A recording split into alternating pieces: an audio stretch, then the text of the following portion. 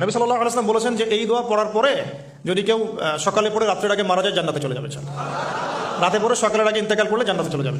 আমি ইস্তেগফারের আপনাদেরকে 2-3টা দোয়া শিখাই দেই আগে ছোট্ট করে।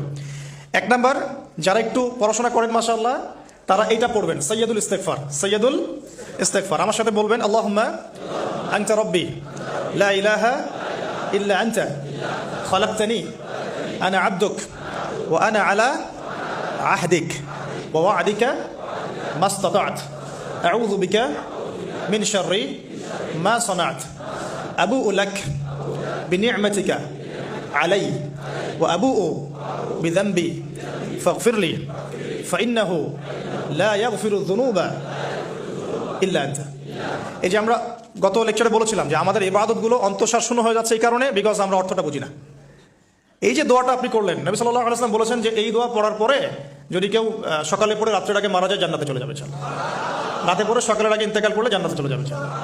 তো কি পড়লাম? আল্লাহ পাক বলছেন, নবী সাল্লাল্লাহু আলাইহি ওয়াসাল্লাম বলছেন, আল্লাহুম্মা হে আল্লাহ আনতা রাব্বি, আল্লাহ তুমি আমার রব, খালাকতানি তুমি আমাকে সৃষ্টি করেছো, আনা আবদুক আমি তোমার বান্দা, ওয়া আনা আলা আহদিকা আমি তোমার সাথে যে অঙ্গীকার করেছি এর উপরে আছি, মাস্তাতা'তু থাকার চেষ্টা করছি, আমি সাধ্যমতো থাকার চেষ্টা করছি, আবুউ লাকা বিনি'মাতিকা আলাইয়া আমার উপরে আমার যে উপরে তুমি যে নিয়ামত দিয়েছো আল্লাহ এগুলো আমি স্বীকার করছি। হে আল্লাহ তুমি আমার উপর যত নিয়ামত দিয়েছো আমি স্বীকার করছি, ওয়া আবুউ বিযানবি আমার যত গুনাহ আল্লাহ সব স্বীকার করছি। এইভাবে যদি বান্দা আল্লাহর কাছে দোয়া করে আল্লাহ মাফ করবেন না? সুবহানাল্লাহ।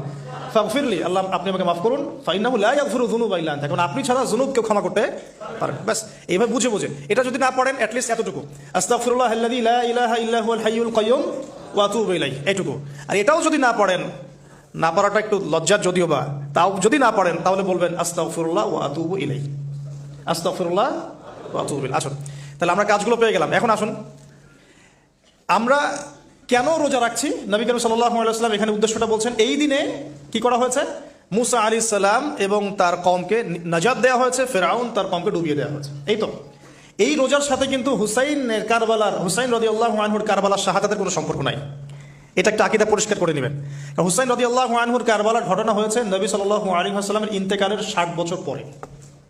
শরীয়ত ক্লোজ হয়ে গেছে না নবী সাল্লাল্লাহু আলাইহি ওয়াসাল্লাম ইন্তেকালের সাথে সাথে, নাকি আরো শরীয়ত আসবে? তো শরীয়তে কোনো নতুন বিধান কি এরপরেও চালু করা যাবে? এই দিনে অনেক ঘটনা ঘটেছে। এই ঘটনাগুলোর সম্পর্কে কিছু দুর্বল বর্ণনা আছে বিধায় আমি বলছি না পাবলিকলি। বলা হচ্ছে এই দিনে নূহ আলাইহিস সালামের কিস্তি, ওই যে কিস্তি প্লাবনে ভেসে ভেসে এই দিনে জুদি পাহাড়ে এসে নোঙর পড়েছে। এরকম অনেক ঘটনা। এই দিনে মুসা আলাইহিস সালামকে নাজাত দেওয়া হয়েছে, এই দিনে ফিরআউনকে ডুবিয়ে দেওয়া হয়েছে, এরকম অনেক ঘটনা আছে। কিন্তু এই দিনে রোজা রাখার উদ্দেশ্য হচ্ছে এই নাজাতে মুসা।